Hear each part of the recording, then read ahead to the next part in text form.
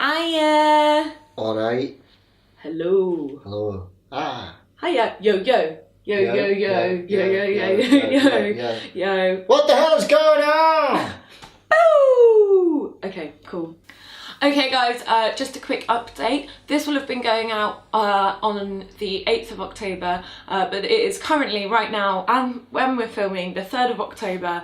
I am 3 days in, I'm doing fine. It's really not been that hard so far.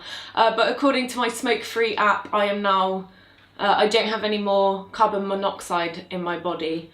I did joke that I missed it earlier, but I don't. It's fine. I'm really not struggling too hard. Had a couple of cravings, but I've been having chewing gum, and not really had the opportunity to drink yet because it's a Wednesday. So yeah, I'm doing pretty well. I've already raised something like £170 so far as of today. So if you do have any spare pennies and you haven't donated yet, go into the description below and drop me a few pennies. It all goes to Action on Addiction, and they do really good things and really good work. So please donate to them. Now I'll introduce you. Well, hello. This is my friend Callum. Hello. I've known Callum for... Too long. Way too long. 5 years? Yeah, something like that. Yeah. Yeah. It's gotta be, yeah. So 5 years when he came to St. Matt's as a little baby fresher, and I turned up at his door and told him to come to the bar and drink really responsibly.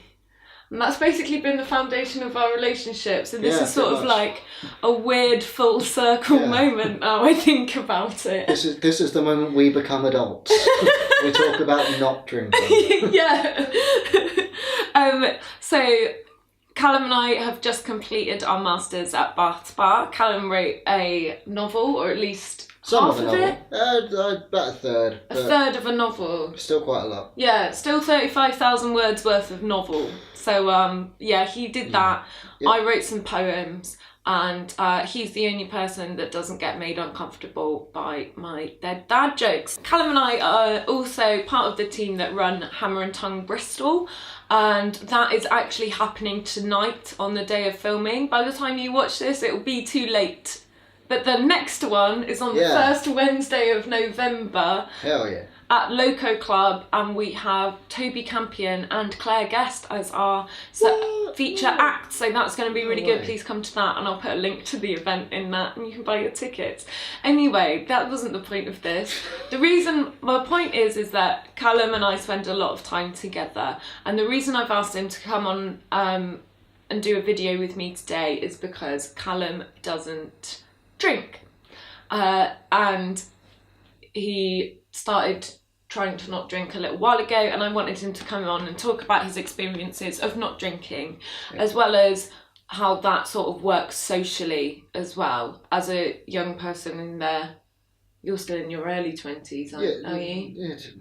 I'm 24, if you count. Mid-20s, that's definitely mid-20s. Yeah. So how that works, and yeah. So Callum, why did you choose to stop drinking? Mental health reasons, basically. It made me not a nice person to myself, and when I got to the point of being blackout drunk, which was a very common occurrence, I was also not a very nice person to other people, and it just started to really, really get me down, to the point of doing stupid things, and I just decided, you know what, it's not worth it. I can go out, I can have fun, I can make inappropriate jokes and be sober. I don't need to be drunk. It's beautiful. You don't have the being drunk excuse for your dark sense of humour. No, we just realised that's who you are. Yeah, it's just who I am as a person. I've embraced that, and it's been beautiful. So when did you make that decision? So most recently I made that decision either late January or early February of this year. I wasn't really keeping track of it. It would just... Like, for a few days I hadn't had a drink, and that was at a time around when we were meant to be handing in one of our master's deadlines, and I was getting super, super stressed, and money was getting even tighter with the amount that I was drinking, and it was just like, just going to stop, at least until this hand-in's over, and then that's just continued and continued. It's got to the point where I don't see the point in going back to it, because as much as I do enjoy, like, the taste of beer or whatever it is that I wanted to drink, like, there are so many good soft drinks out there. Oh my goodness. Tea exists. Tea. Cheers. Thank you. Yeah, I've treated myself to a lot of soft drinks. Yeah. So I have Rio and San Pellegrino in the house now. Nice. So when I come home after a hard day's work, which is ridiculous because I haven't actually worked yet this month. When I come back after a hard day of not smoking. It is hard. Yeah. Like, the smoking is something that I'm struggling the most with at the moment. So how is the not drinking going for you? Yeah, it's going really well. I think one of the biggest things that you notice, especially when you stop drinking like lager, is that a lot of weight just falls off. Like, I put on a bit of a like beer gut over my many moons of heavy drinking, and as soon as that went away, it just seemed to fall off of me. Yeah, so I weighed myself as part of this project. Yeah. And you've got to bear in mind that this is only 3 days in. And I weighed myself on Sunday and I was 10 stone 2. And I weighed myself this morning and I was 9 stone 13. So that's 3 pounds. Yeah. But I don't think that's got anything to do with actually giving up drink just yet. Yeah. I think I probably just have done a big poo or something. Yeah, fair. Not a £3 poo, that would be ridiculous. That'd be impressive. But yeah, no. So I think that's going to be interesting, but not smoking can make you gain weight. Yeah, so because you start eating a lot more just to make up for the lack of having a habit. So yeah, I it have might been balance eating a itself lot. out nicely. But at least when you're eating, like, you can eat healthy food. Yeah. Whereas if you're drinking, that's just badness. Yeah, definitely. Empty calories. Exactly. Yeah. So one of the things that I've been most worried about doing this challenge is like the social aspect of it. And one of the things I talked about in my last video is how it's completely normal to be like, hey, let's go for a catch up, let's go to the pub. Yeah. So how have other people been treating you since you've decided to give up drinking? Yeah, so because of the reasons that I stopped drinking, being like mental health and not being a good person, everyone has always been incredibly supportive of me not drinking, because it is in my best interest not to drink, and they appreciate that. And when I tell them the reasons and go into further detail, they're like, yeah, fair enough, don't have a drink. So for me, because of why I chose to give up, like, the social aspect was never really a big issue, because everyone was always really supportive. Like, I used to have a couple of housemates that I lived with who would always jokingly offer me a drink and be like, hey, have a drink with us, have a drink. But it was never to the point of, sit down, have this beer, now. Yeah. But I think that was about as close to peer pressuring to drinking as I got. Yeah, I think one of the things that I've been doing through work is the late night do it right stuff, and I've been looking at people's responses to the alcohol impact survey. Yeah. And one of the things that we really noticed is that before people came to uni, they thought that students drink all the time and that there was going to be a lot of pressure to be drinking, whereas a lot of them found when they were actually there doing it, that pressure wasn't nearly as prevalent as they thought it would be. Yeah. I think there are obviously certain social groups where it gets more prevalent, like sports teams and stuff is still very much a problem, but generally if you're going to like uni, it's not as much pressure to drink as you think there's going to be.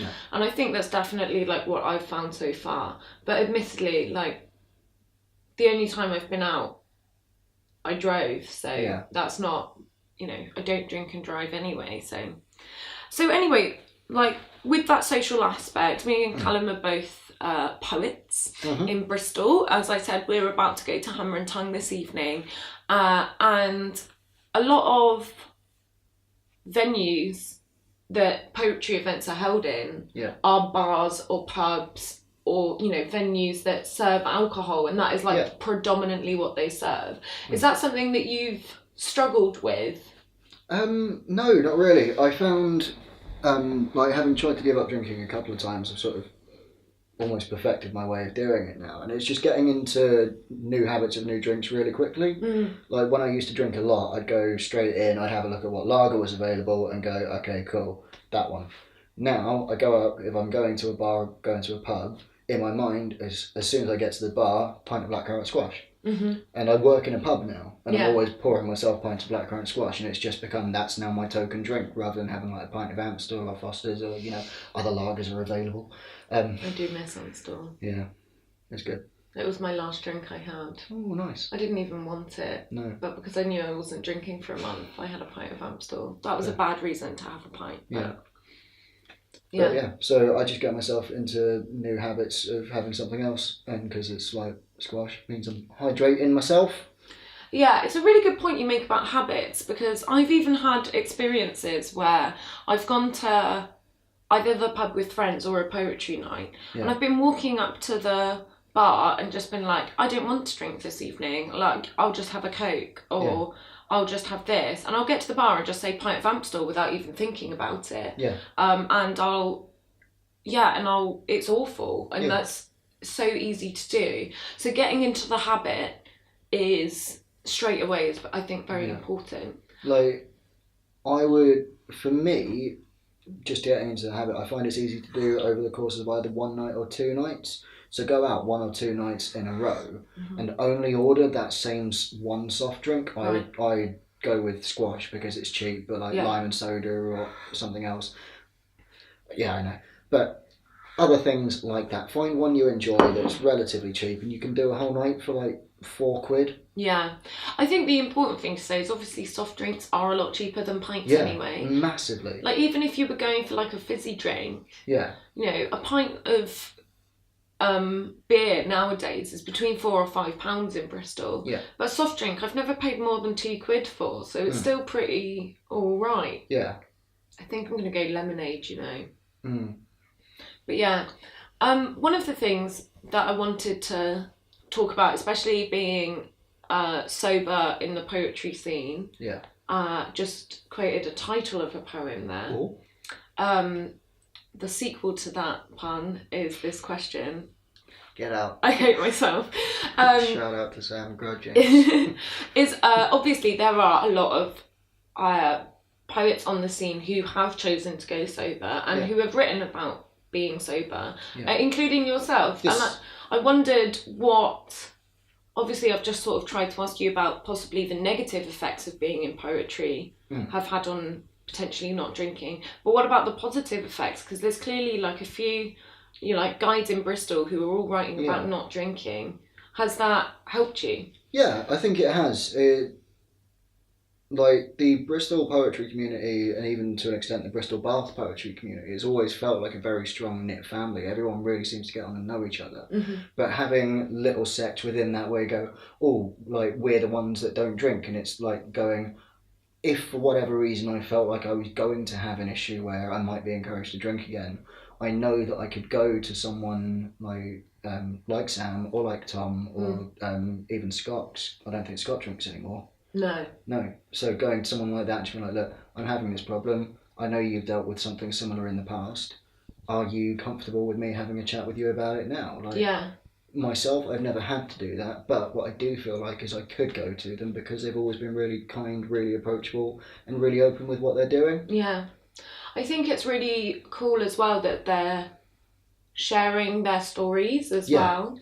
And so, obviously, like you've mentioned that your drinking has like caused you issues and stuff like that.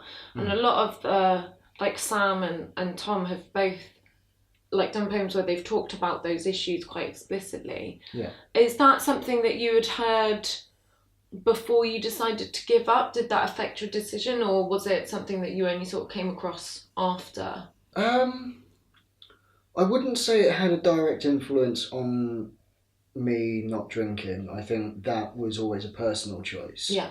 But knowing that there were people out there who were doing it, and it's all like, I can't say definitively that didn't have an impact, because it's great to see people who are making that positive change for themselves. Like, I was drinking back in October, where I saw Sam do his set, To Be Frank, and he would have spoken then about not drinking, and I think we had a bit of a chat about it then, just like having a catch up and seeing how it was going on.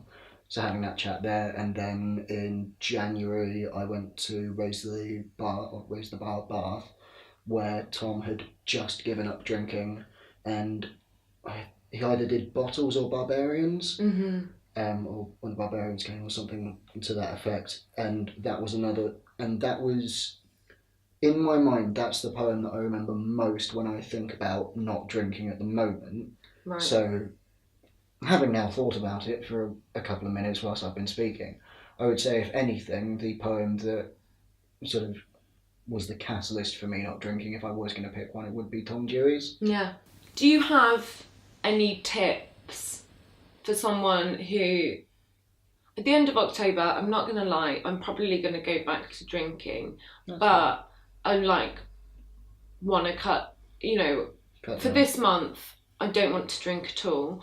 And you've given me the tip about habits, so do you have any other tips that you found useful, or any advice someone's given to you that you found? Be comfortable saying no. That's, or if somebody offers you a drink, just say yeah, and explicitly say that you want a soft drink if you are not in the mood to drink.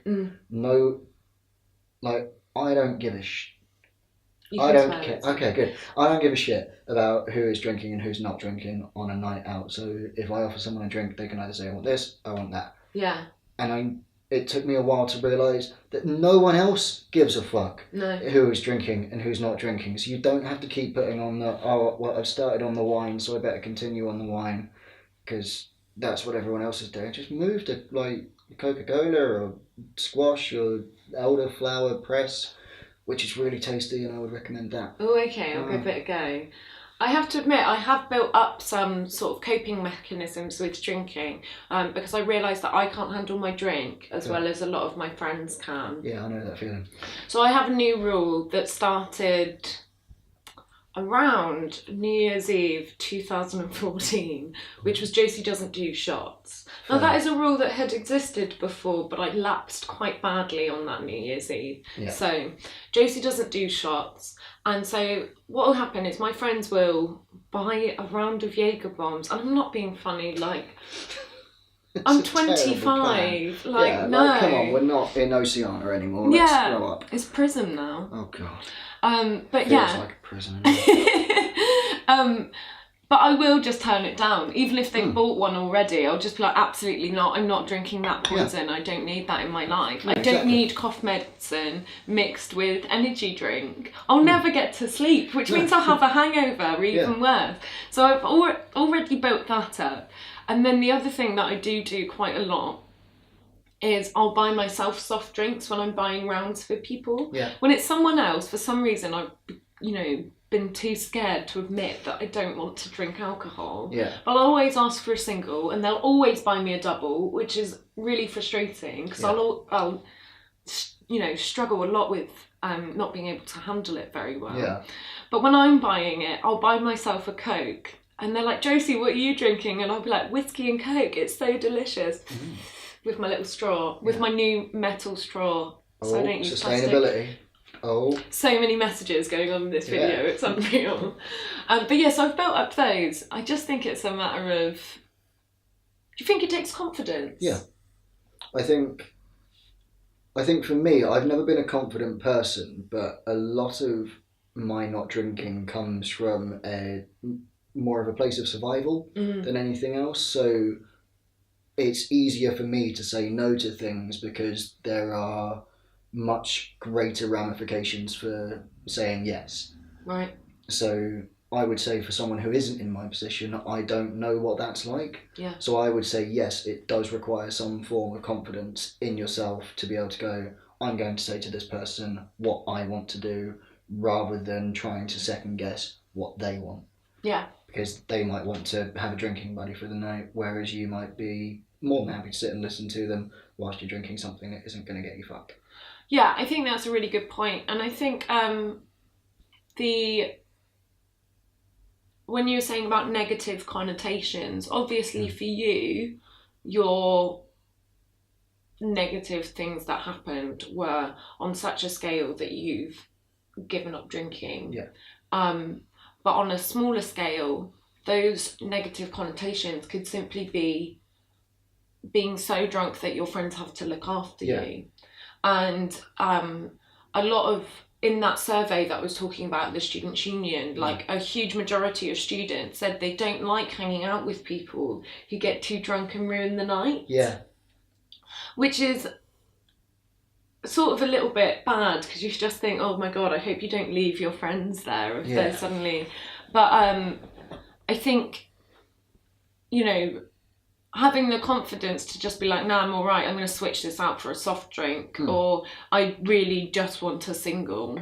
Yeah. And no, I don't want that shot. No. It does sort of negate the potential bad things that happen when you do have too much to drink. And I think, like, bringing it back to like the social aspect of it, just communicate with people. Just talk to them. Tell them what's going on. Yeah. And while you're doing it, and most people are like, okay, cool, dude. Yeah. And if they're not like, oh, okay, that's fine, and they're still like, oh, I still don't get what you're drinking, then they're clearly not nice people and you shouldn't be drinking with them. Like, if you explain to them why you're not doing it, and they don't listen, don't drink with them. Yeah, just don't be around them because they're clearly arseholes. Yeah. That's a really nice note. Yeah. I kind of want to just end on that. Yeah. Do you have any more, like, nuggets of advice you want to give? Pearls of wisdom. Just be kind to people. Aww. No, that's a way better note to end on. Be kind to people. Thanks for coming on my video. You're very welcome. Yay. What?